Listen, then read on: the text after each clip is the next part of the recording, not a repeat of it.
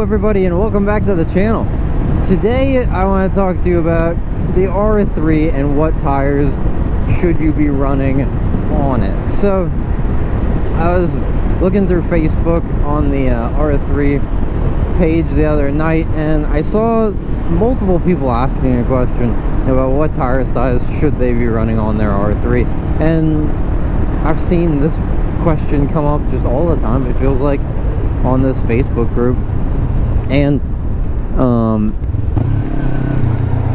it's an interesting question to me because I feel like oftentimes with new riders or with new people to any sport or anything like that,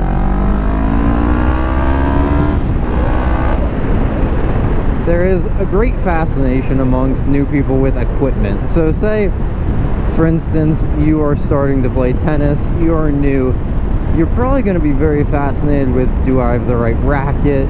Is it the right shape of the head, the right weight? Do I have the right accessories like dampeners on it, grips, whatever, right?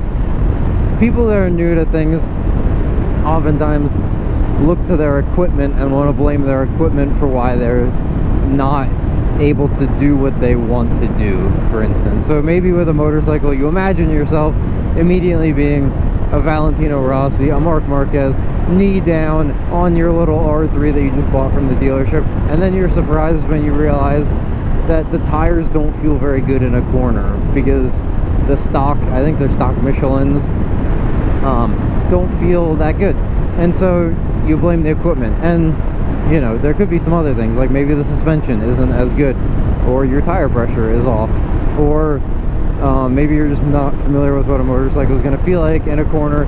Maybe you're riding on a road that has, it's just not very well paved. Like this road has lots of little imperfections in it that you can feel, and it's transmitted very well from the tires to my body and to my butt, where I can feel all the little imperfections of this road.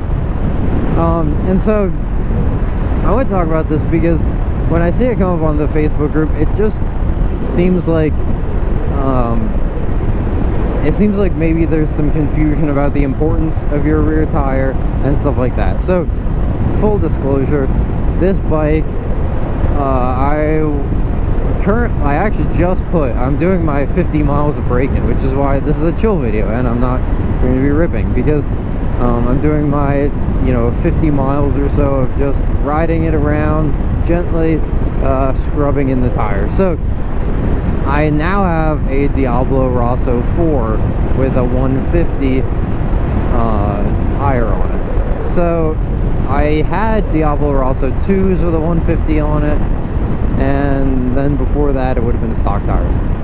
So the question probably on people's mind if they're looking at this video is, what's the benefit of running wider tires? Why are people talking about it? And would it benefit me, right? So the real benefit you're going to get from going up to a 150. So you probably hear people talking about upgrading to a 150 with rear tire versus the 140 stock. So in that, like, part number of the tire, it just says 150 instead of 140. One of the reasons is you get better options when you go up a size. So the Ninja 400 comes stock with a 150. So maybe this should be a consideration of if you want to get an R3 or if you want to get a Ninja 400.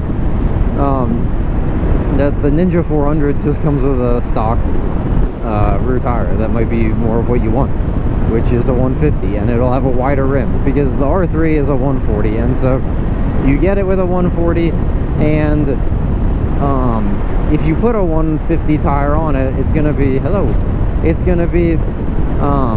it's gonna work fine. I put these tires on myself, but it's just gonna be, not stock. It's not completely made for it, let's say, because when you go from a wider tire but the same width wheel, you're basically going to say, okay, well, the rim width isn't changing, but you're putting a wider tire on it now. So what happens? Well, that rim is this wide, but the tire is designed to be this wide, so now you're compressing the tire's width, and what happens? Well, you just are going to distort the curvature of it very slightly. It probably won't be a lot at all, going from a 140 to a 150. And it fits on. I put these tires on myself. I put it on with the Harbor Freight, like 2-foot long tire irons and a bead breaker, and I did it all myself. And with one of the Tusk, like Rocky Mountain ATV MC, kind of wheel balancing stands. Did it all myself. And my word of caution will be, people will say that this is difficult, and it would be if you were using the teeny tiny, like foot-long,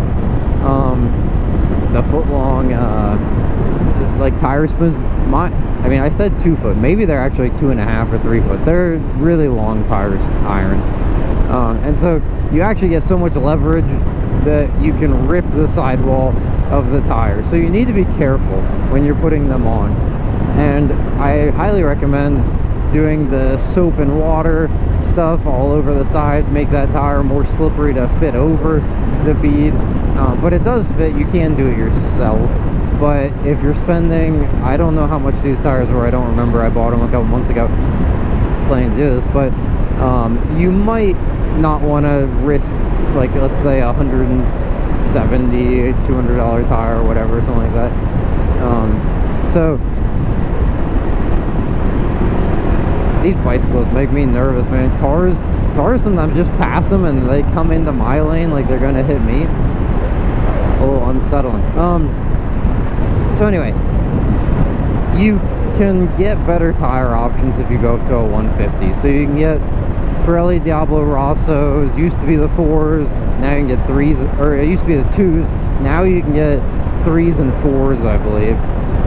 The 4s came out in 2022, so I'm not sure if Diablo Rosso 5s are on their way really soon or what, but it's going to be a stickier tire. Oh, that guy, did you see him? He goes across the lane. Oh, because this guy's mowing. Speaking of things that terrify me, everything on this road, people side ejects of the mowers pointing at you. So anyway, well, why might you want these softer tires? What makes them better? Well, they're gonna generally be softer or more of like a performance-oriented tire. So in the 140 size, you can get tires that are gonna be fine. Oh, you're commuting, just going straight line down an interstate or a highway or something, fine tire. You might want something that's a better, like, all-season tire, or something that's like this, a more track-oriented or kind of sport-oriented tire. So the Pirelli Diablo Rosso 4, really sharp, really pointy angle. So a lot more tires will have a flatter profile to them. So if you look at them at the side, it would be like a very narrow V, and with the Diablo Rossos you get a sharper V. So what's that do? Well, it helps you in cornering because you're basically decreasing your tire size. It's sort of like downshifting because it's going to increase your engine RPM as you get over on the sidewall of your tires. And so it's marketed as, I think Pirelli calls it something like a thrust technology or something like that, which is all just smoke and mirrors for saying they have a steep sidewall. And the Rosso 4 is good because they improve the structure of the material, and so it doesn't deform as much like the 2s and the 3s did, I believe. And so that's kind of the benefit, right? So we're gonna have a more performance-oriented tire, which is fun. And I take this bike to the track, which is why I want a more performance-oriented tire. I don't ride this bike in the rain. I don't commute on this bike. I only have fun with it on twisty roads. So I don't need a tire that's good for every single day use. If it's rainy outside and I still want to ride, I go ride my dual sport that has dual sport tires, or I ride my FZ that has more of all-around all-season tires on it. This bike sits when it rains, usually, is my goal. I do sometimes ride it in the rain if I get stuck in the rain, but it's not my intention is to go out when it's raining and I know it's raining and just ride it. So, you know, that's one consideration of if you're thinking, should I be doing this or not? Well, what do you use your bike for, right? If you're trying to go to the racetrack, then yeah, upgrade to a 150, put a Pirelli Diablo Rosso 4 on. It's a super stable tire. It feels really, really good around the racetrack. At least the 2s did. So coming up here soon, I'm going to be going around the racetrack on the 4s. So I will be able to tell you more definitively, but I have very high hopes and I'm very optimistic since the 2s were good and the 4s are supposed to be an improvement on the 2s. So yes, so that's kind of why you might hear people talking about it, why you might be considering it. And so, you know, with going back to what I started talking about at the beginning of this, like newer riders or people who just don't have all the experience, they might be looking to their equipment as being like, why am I not performing like I want to perform?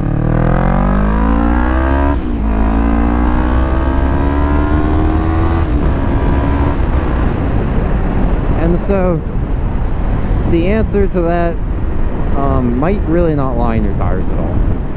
Because when we look to the professionals, right, it's always a good idea, what do the people who are paid to do this and the people who are like race scientists, basically, you know, we look to MotoGP for the pinnacle, for our leader bikes, World Superbike for that stuff, but for the smaller bikes we can look to Moto3. So Moto3, 250cc motorcycles, and they run 90 with tires at the front and 115s on the rear, and their 250cc motors are not your average like Honda CBR 250 or something like that motor. These are race tuned motors, and so they are making 48 to 60 horsepower probably is what I saw online. It looks like many years ago maybe they're making 48 now. Today maybe they make more like 60. So the R3, and this one is tuned with the exhaust, makes like 45, maybe 44. So we're talking about a bike that is heavier, that is slower, that makes less power than a Moto3 bike. And we already have wider tires on it pretty substantially, because the Moto3 front is a 90, the R3's is a 110, and nobody's really upgrading that because that's what the Ninja 400s is too. It's also a 110. But in the rear, a Moto3 bike is going to be a 90. The R3 is a 140, and the Ninja 400 is a 150. So it's kind of silly to me in some ways, where you get a wider tire, it's going to weigh more, right? It's more material there to have a wider tire. So you're adding to your unsprung mass, right? Which people and motorcyclists, I feel like, have an obsession with constantly reducing the weight of their wheels, right? You see people flexing, thinking that, oh, my carbon fiber rims are really cool, whatever. And it's like, you know, if you... We recently had a storm, so that's why all these shoes are done. It's like, if you compare yourself, then not even a Ninja 400 is coming anywhere close to a Moto3 bike's performance, or at least probably struggling to do it. So I don't know what Ninja 400s run in their kind of racing class, if they ever go to a narrower tire because they want to bike with less, you know, unsprung mass or lighter tires or anything like that. The difference, I will say, is like in Moto3 they're running soft Dunlop tires, so you are probably not going to put those on your street bike. But it's just sort of interesting to me when I think about it and I look at it, and it's like, to me the benefit is not the width of the tire. Like, if I could have a narrower width profile tires on this bike, I might actually take that, because I struggle to get all the way over onto the complete sidewall of the Rosso 2s and use to the very edge. I still have like a very small area of chicken strip material. So I'm not sure that the width is really giving me a huge benefit, but I do think that the tire options and materials of the 150s give better options than the 140. So anyway, if you're thinking about that, I encourage you to think about, what are you using this bike for? Do you need the performance? Do you need a better all-season tire or something like that? and then make your decision based on that and your tire selection, but not really the width of it being a deciding factor, because in my opinion the width is a little bit of like a red herring or kind of a distraction in this whole discussion. So anyway, I hope that helps. Let me know in the comments below what you run and how you enjoy it. Otherwise, ride safe, and I will talk to you guys in the next video. Thanks.